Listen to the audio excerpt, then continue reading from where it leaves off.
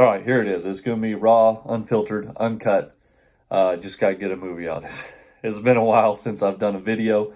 I said I would come back on here, start talking about kind of everything that happened when I left Welder Beast and then where I'm at now, because I know a few people were interested in that again. So I'm going to just get it out. I started getting inside my head to overthinking videos again. I had a good system going a long time ago, so we're just going for it.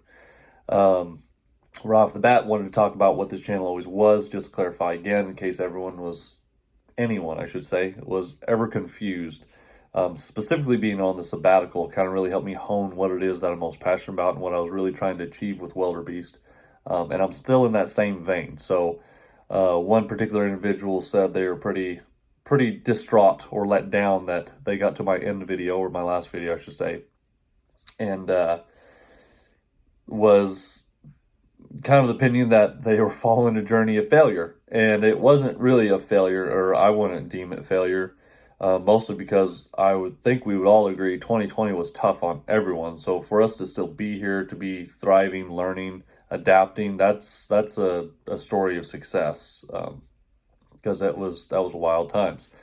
But what I want to kind of get into mostly with the channel is that it's always been about the operations side of business. That's what I started Welder Beast that was the intention with Welder Beast. I just didn't know how to really say it specifically or put it into words. And when I took that sabbatical, away from welding, away from pretty much the construction industry, I learned more and more about kind of specifically where I was wanting to head with Welder Beast, and I couldn't quite put it in terms. I can now. I know specifically. This channel was never meant for teaching people how to weld. It was never about that. It was never teaching people the trade of the business. It was more to help welders that knew how to weld, or fabricators that already knew the trade, but they didn't really know the operations side. That's what I love. That's my passion. I love, I guess, optimizing, putting systems in place, optimizing really everything about the business side of the business rather than the actual doing the work side.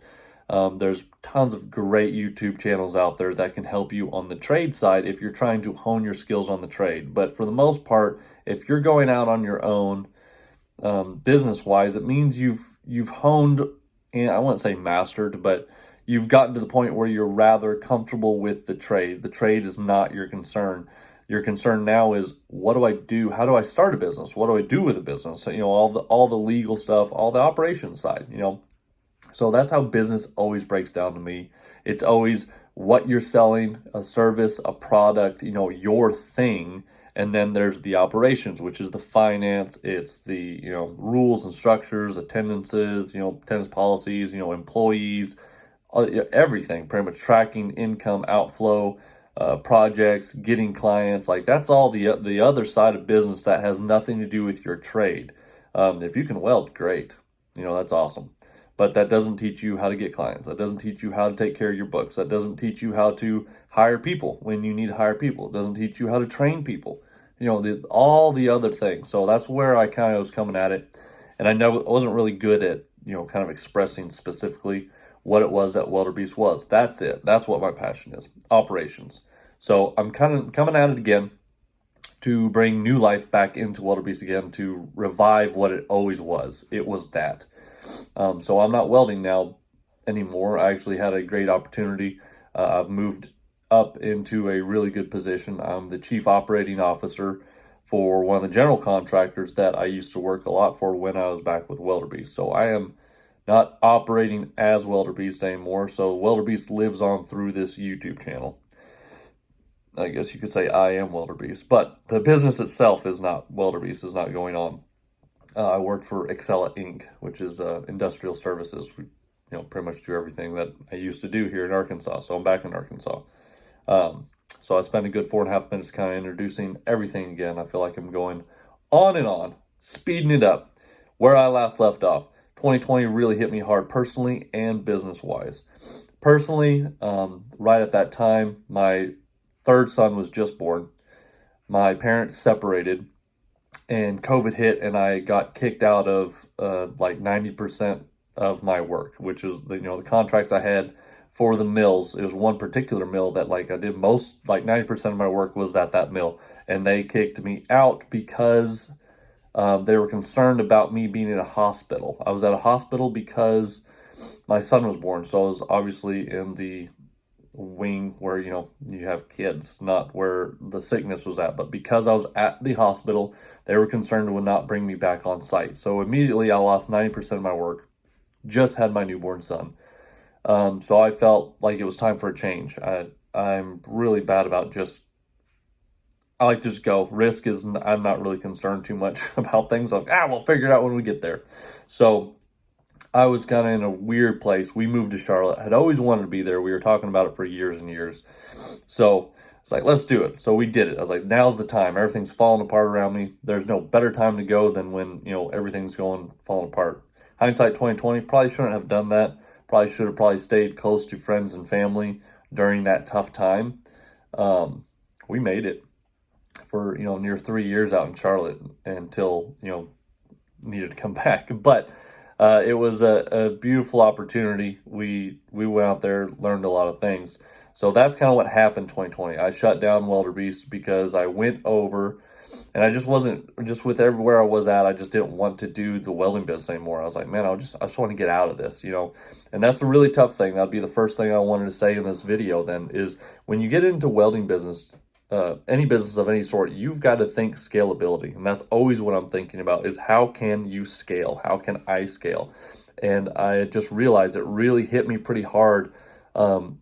If we're talking failure, that would be the sense that I realized failure. And I never really came to terms with believing I was a real business, was because of that, I was not scaling. What I did was I replaced my day job to become my own boss, and all I did was just create a job for myself. And to me, that's not a business.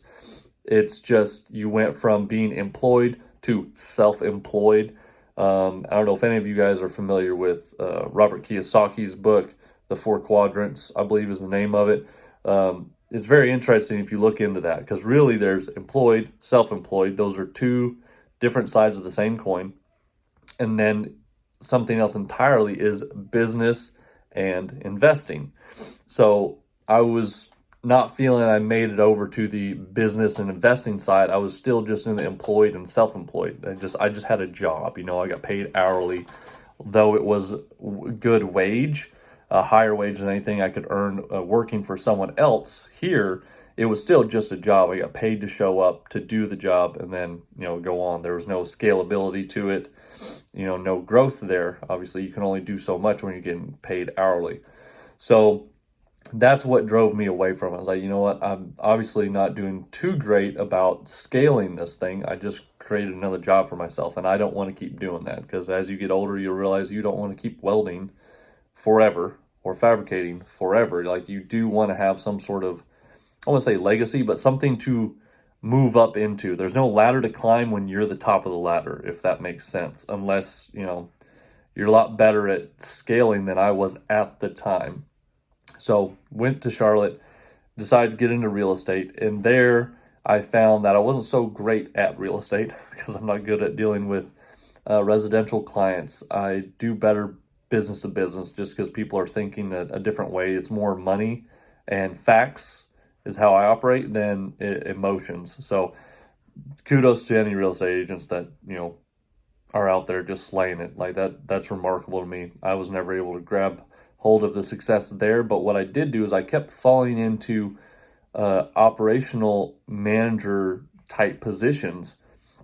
And that's where it really started dawning on me. I was like, this is what I naturally gravitate towards, is operations for businesses. I did it about 2 or 3 times over in Charlotte. I went from, where an opportunity arose, helped optimize, helped put everything in place, moved on there. It wasn't a good fit, found somewhere else, and it just kind of kept going to where when I came back, I had the opportunity to work with a general contractor, like I said, that I used to work a lot for. I was like, you know what? I don't need to own a business. I'm really good at doing operations. I need someone that's focused on the skill side, and I can focus on the operation side, a partnership of sorts, which just works out great. So far it's been going really well. But that's kind of the journey where it's at. So my first, I guess, video coming back is kind of find out what it is that you're good at, and then either find someone that is good at your weaknesses instead of trying to increase your weaknesses, and or do the really tough thing is try to get better at your weaknesses. And I just never was very good at overcoming my weaknesses. So I tend to go down the path of partnering, and not as in a partnership in a business, but find someone that does good at all the things you're not good at, so you can focus on your strengths, they can focus on their strengths, and then everyone will succeed. And obviously this general contractor that I'm working for is been succeeding. They've been in business. They've had, upwards of, I think, 14 to 16 employees at one time, multiple contractors working for them and stuff. They've been in business for about 7-8 years. So they are doing good. And then it came to the point where, hey, I can make it run a lot more efficiently. And so we're both, working at what our strengths are. So I will probably cut it off there, just for the reason that I'm already going about 11 minutes. And I didn't really get on here with any kind of intention, but I just wanted to get a video out, just get started. Any of you guys that have done content knows it's always that first video that's the hardest. It's just get it out, get it started. So I'm going to try for at least a video a week. I definitely can't do the video a day like I used to be doing way back when I first started Welder Beast. But I want to be more intentional and precise, and definitely more helpful at kind of answering your guys' questions if you have any questions. For those of you that are starting businesses or want to start a business, you feel like you're pretty well mastered your trade. And this is outside welding. This is just anything, because obviously operations applies to all businesses. But if there's anything in particular that you guys are wanting me to speak on again, I know I've got old videos, but that was 3 years ago. So my opinions and perspectives have changed drastically on a lot of the things that I spoke on. I've matured a lot. I go back and see some of my videos. I'm like, oh man, that's cringeworthy. But I leave them up for everyone to see where I came from. But my last first advice, first for being back, first video, last advice for this video is the fact that start with the bare minimum that you can get away with. That's the first lesson that I learned the very hard way, is if you don't have to have the big dually truck. You don't have to have a big, massive machine, which obviously I had a Ranger, you guys know. It wasn't huge. But you need to find what you can use. Can you get into business with just a regular half-ton truck, a handful of hand tools, a 110 plug-in TIG welder even, or just a little 110 plug-in MIG gun, a little MIG machine? Like, what is it that you absolutely need? If you spend the time to be very clear and concise, you realize you need a lot less to get started instead of doing what I did, where I needed everything. I needed the big flatbed dually truck. I needed the machine. I needed to be able to pull gooseneck. And it was a 1-ton truck, diesel, all these things, and it was a very heavy expense right out the bat when I didn't even know if I was going to succeed or not. And I felt like I was succeeding right up until 2020, and pretty much everything was kind of pulled out from underneath me. I should have weathered it out, but instead my instinct was run. So that'll be a whole nother topic for another time. But anyways, hope you guys are doing great. Until next time, enjoy your week. You got any questions, concerns? I want to try to get back in the flow of kind of having a good dialogue with you guys rather than just talking at you. I want to talk with you. So go ahead and leave your comments down below. And I appreciate you guys sticking around while I have not been active. I've been sorting things out, figuring myself out. So I'm feeling on pretty sturdy foundation now, pretty rock solid grounding now. So moving forward, I like to, I guess, I've lost whoever decided not to stick around, which is totally fine. I wasn't around for 3-4 years. So appreciate all you guys. Until next time, I'll talk to you later.